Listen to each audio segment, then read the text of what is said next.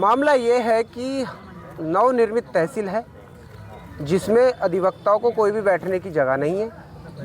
इसी संबंध में हम अभी एक हफ्ते पहले एसडीएम साहब से मिले थे, उन्होंने आश्वासन दिया था। फिर हम डीएम साहब से मिले, उन्होंने भी आश्वासन दिया।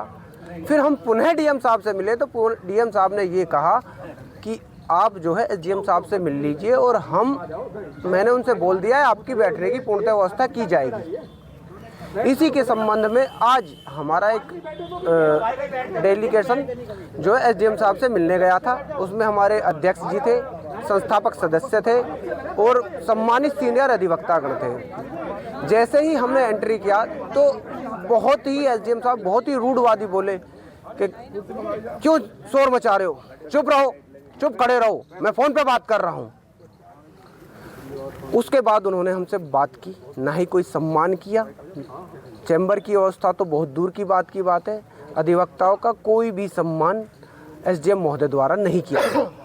कब तक आपका ये धरना चलेगा और क्या कुछ मांगे अब आपके? जब तक एसडीएम साहब सार्वजनिक रूप से माफ़ी नहीं मांगेंगे और जब तक अधिवक्ताओं के चैम्बर की कोई व्यवस्था नहीं की जाती तब तक अनिश्चितकालीन तक धरना जारी रहेगा और रजिस्ट्री ऑफिस भी पूर्णतः बंद रहेगा, ताला बंद रहेगा। इस तरह का कोई अलॉटमेंट जारी नहीं हुआ है, इसलिए चैम्बर दिए जाए, क्या कुछ कहेंगे? अलॉटमेंट कहीं नहीं होता। अगर हम बात करें तो बागपत तहसील में भी कंपाउंड के अंदर है, खेकड़ा में भी कंपाउंड के अंदर है, सदर तहसील में भी कंपाउंड के अंदर है, मोदी नगर में भी कंपाउंड, और समस्त यूपी में अधिवक्ता कंपाउंड के अंदर ही विधि व्यवसाय करते हैं, जिनके लिए जगह अलॉट नहीं की जाती, सुनिश्चित की जाती है। अलॉट एक अलग चीज़ है और सुनिश्चित अलग चीज़ है। सुनिश्चित करना अधिकारी का काम होता है कि वहाँ अधिवक्ता बैठ जाएं और अपना विधि व्यवसाय करें। मामला ये है कि लोनी में नवनिर्मित एक तहसील भवन बना है जिसमें अधिवक्ताओं को बैठने के लिए कोई भी जगह नहीं है, जिसके लिए हम पहले एसडीएम साहब से मिले थे। एसडीएम साहब ने कोई भी हमें आश्वासन नहीं दिया। उसके बाद हम डीएम साहब से मिले।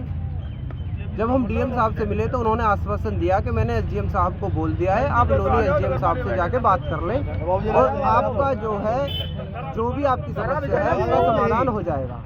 इसी के संबंध में आज हम, मेरे सीनियर साथी, मेरे अध्यक्ष और मेरी कार्यकारिणी एसडीएम साहब से मिलने गई थी और एसडीएम साहब फ़ोन पर बात कर रहे थे। जैसे ही हम एंटर किया तो उनकी जो भाषा थी बहुत ही रूड थी। उन्होंने ये भी नहीं देखा कि हमारे सीनियर साथी आए हैं, बुजुर्ग हैं, उनके पिता समान हैं। उन्होंने ज़ोर से कहा चुप, मैं फ़ोन पे बात कर रहा हूँ, इस तरह से उनकी टोन थी साहब।